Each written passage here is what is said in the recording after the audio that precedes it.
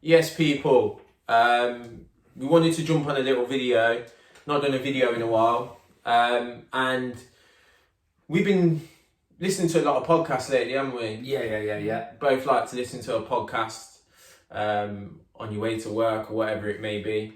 And a couple that I like is that high performance one with Jake Humphrey. Yeah, high performance, like the Lewis Morgan one. Yeah. It's quite good in terms of different aspects of business. There's a few more as well, isn't there, in terms of... Jay Shetty, listen to Jay Shetty.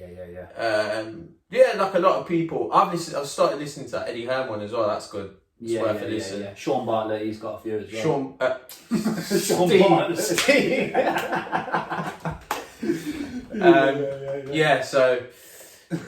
But what we've kind of noticed is that for a lot of these podcasts, it tends to be people in like real successful positions. And that's not to say there's no value in it, because, they're talking retrospectively a lot of the time about their struggle. And to be quite honest, those people are not going to get to that level without an element of struggle.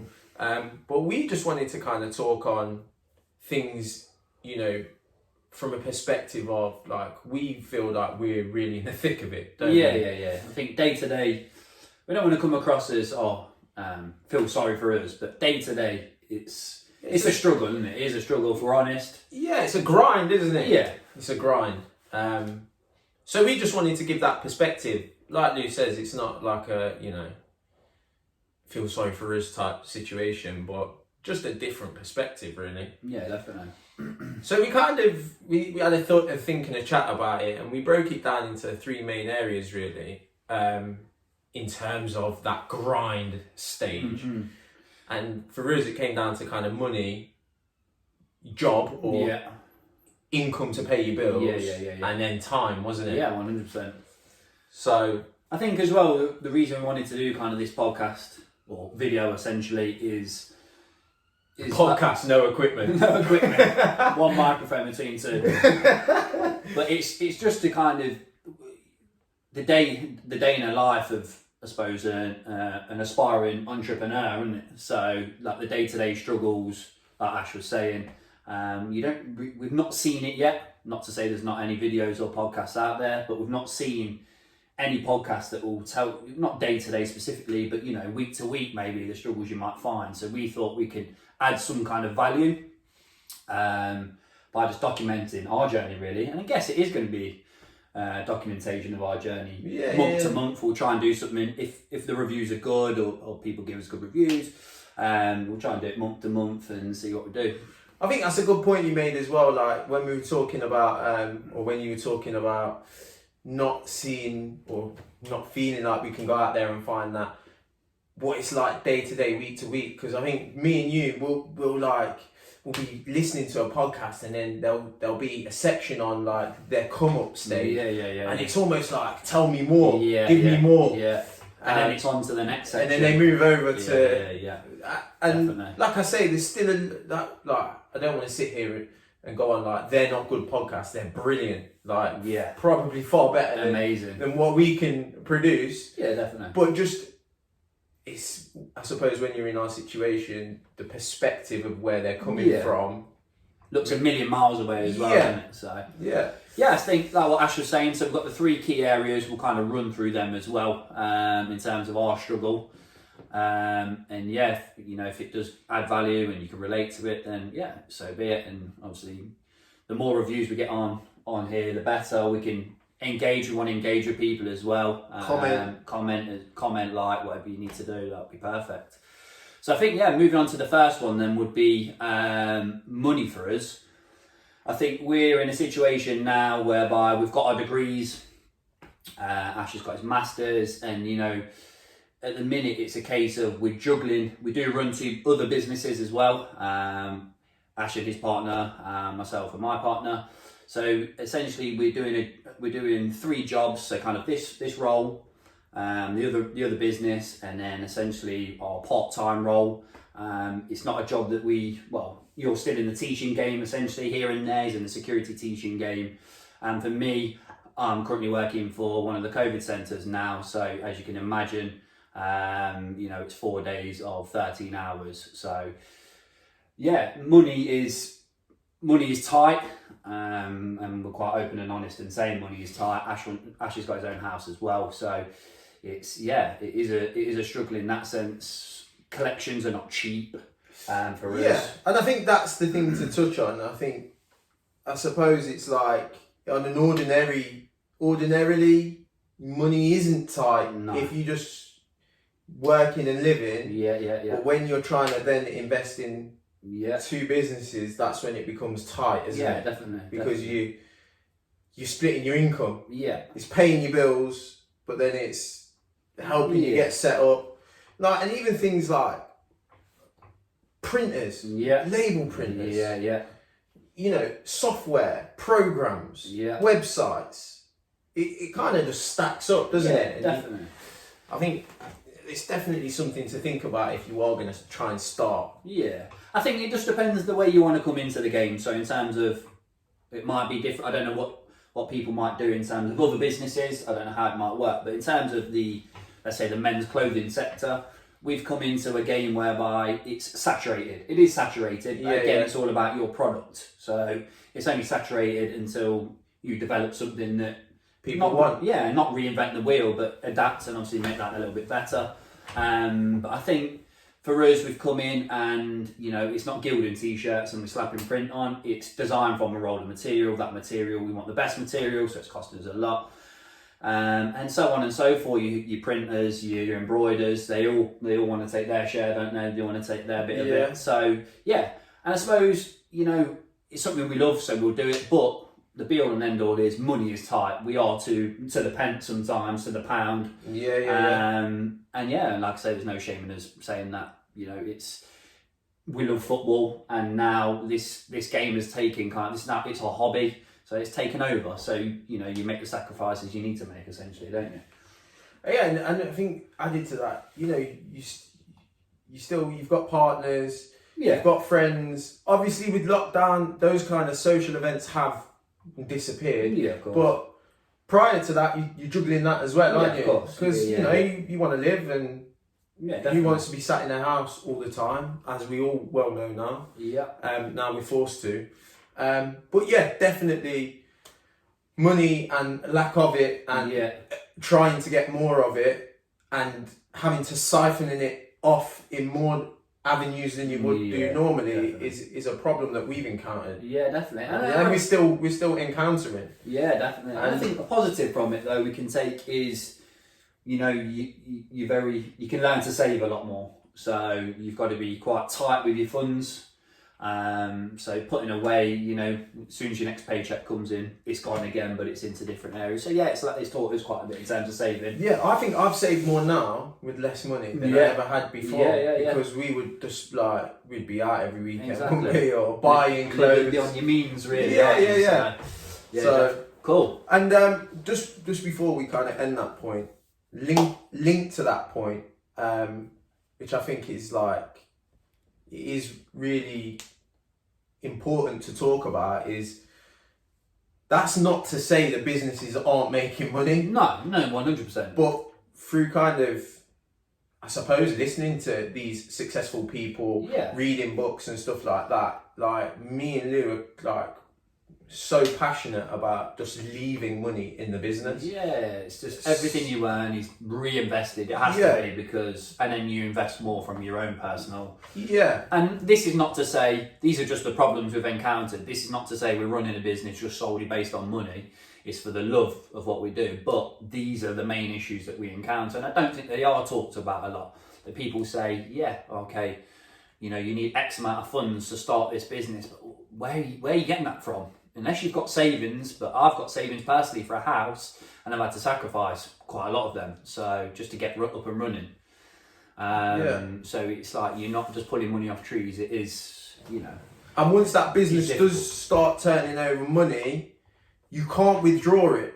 Yeah. Straight away. Well, you know, maybe someone will tell you different, and fair enough if it works for them. But the way that we've kind of interpreted it is that money has to stay in the business. That's not to say that it's not reinvested in the business, but you know, I remember listening to kind of a podcast on Ben Francis and Gymshark, Yeah. and they were like 2 years in, they're not taking a wage out of the business, like, so you have to leave the money in there. So it's not even like, okay, the business is starting to make money, and you're kind of recouping what you've put in. You're not. It's going in and it's staying in, and it's going to be in for the foreseeable. Yeah, and you're probably looking at a 3 to 5 year gap of where the money stays in. Yeah, depending on how you grow. Yeah, definitely.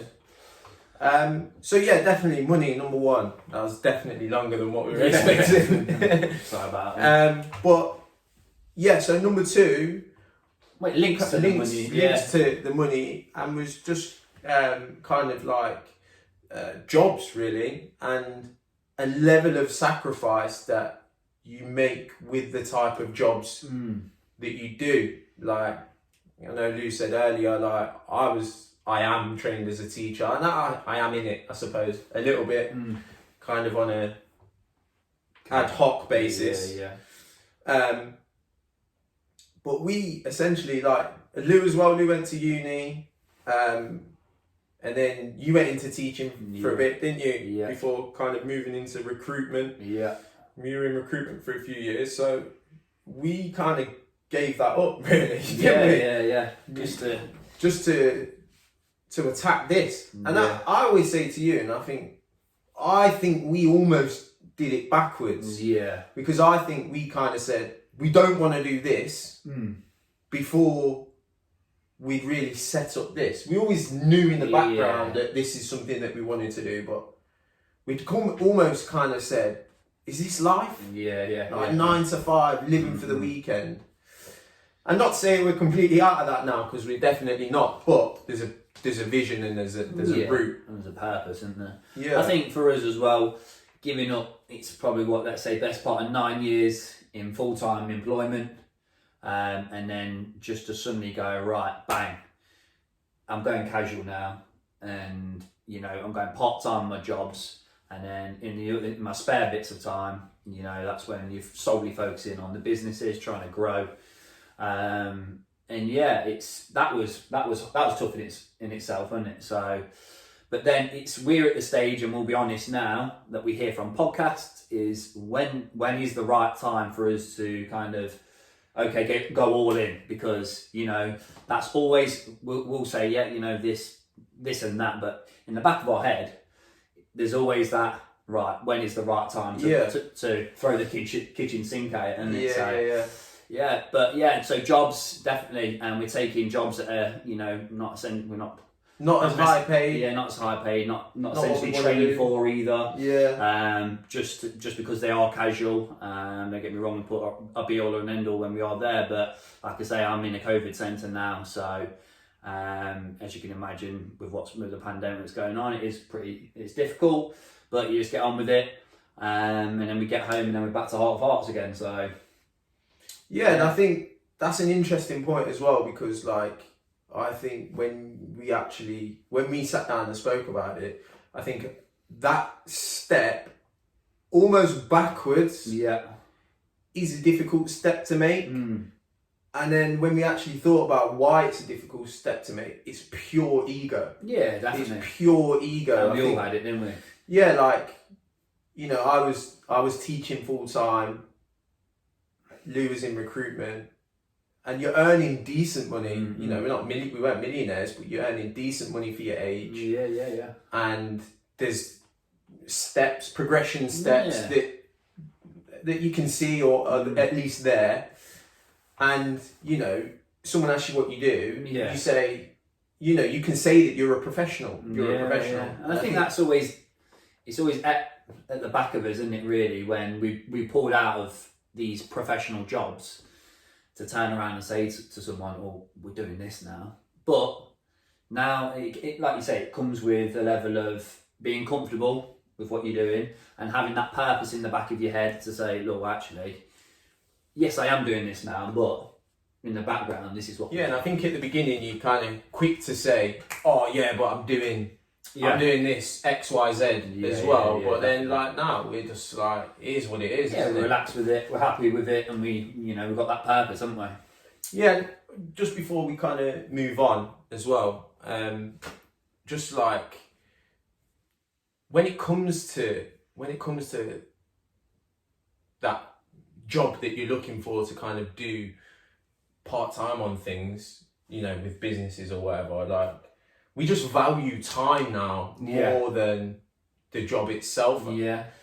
Because you know, you can still work 9 to 5 and do something extra, but we were just finding that you're coming in, and especially the jobs that we were doing, mentally you just blasted. Yeah. And then you've got to come in.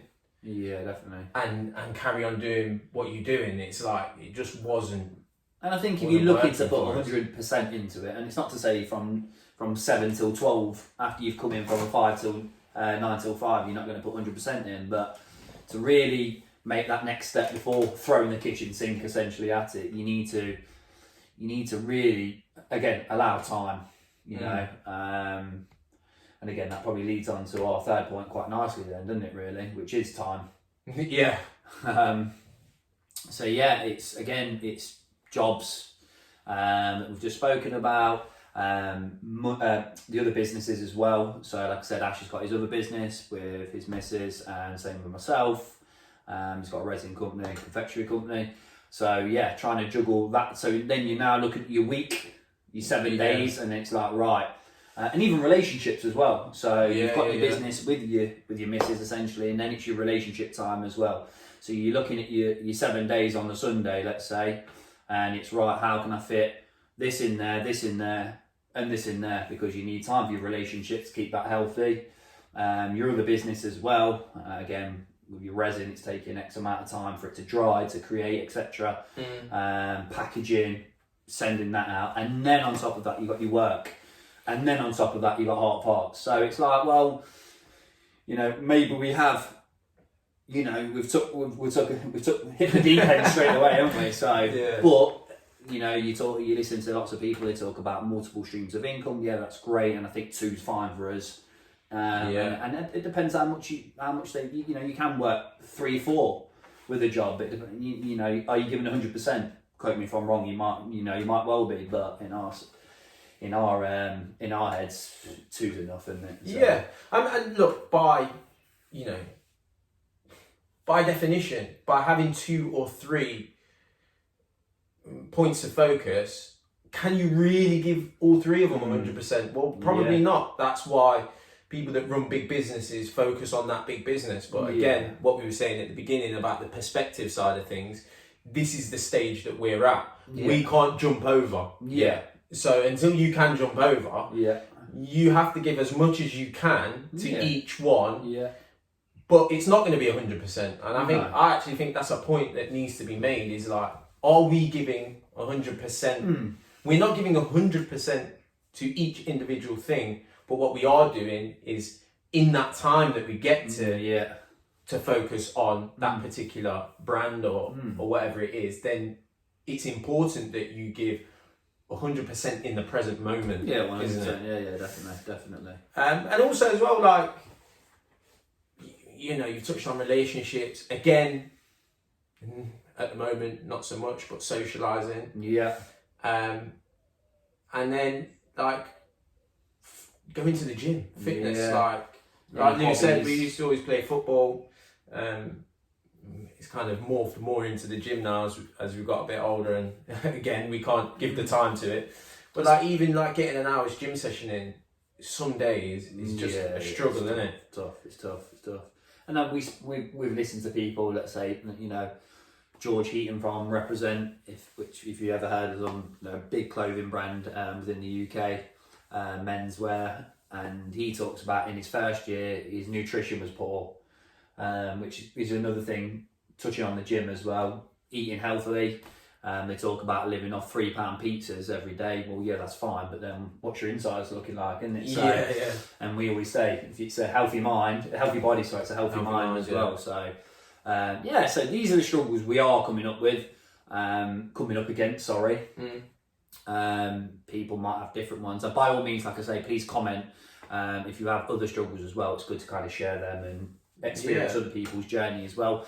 But yeah, so in terms of, I'd say that's probably a nice way to wrap the three areas up. Just like we said, just where we're what things we're experiencing from our stage in our growth and from our perspective, essentially. And we'll keep designing and keep putting 110% in, because again, probably football's took the hit for us to kind of create this journey, really, isn't it? So this is now our hobby. Well, it always has been a hobby, but now it's serious for us, isn't it? So we want to turn it into our main thing, our only thing, really. So which we feel the best at, yeah. So and just kind of linking to that, some of you may or may not be aware that we dropped. I'm sure you will be aware. They might be peppered Instagram. yeah, definitely. We dropped our first drop in terms of clothing. We did a hat drop, didn't we, before that? Yeah, the Docker hat before. Our t-shirts that we are sporting. Yeah. And we kind of we're sold out in majority of sizes, really. Yeah. I think we've got a few smalls left, but definitely. That's about it. So feedback from that was good. Yeah, feedback was good. Everyone was like really positive about the fit and material, and so we're really pleased, really happy, weren't we? The work that went into it, that's the reward you want, and it just the kind of the feedback means everything to us, essentially, doesn't it? So and we're currently working on something new. Hopefully, hence we're in the lab now, aren't we? So this is where all the magic happens. But yeah, so I think it's exciting. Yeah, it's exciting. That'll be good as well. Again, like you said, there'll be limited numbers because, again, numbers are based on what we can afford as well. Yeah. So, so just keep your eye out for that one, really. Second drop coming soon. I hope it was of some value to you. Try to be as open and honest as possible. Yeah. Again, if it is... Yeah, reach out, comment, comment, messages, DM us. And we'll try and hit this up probably like once a month, maybe. Yeah. Cool, nice way to wrap.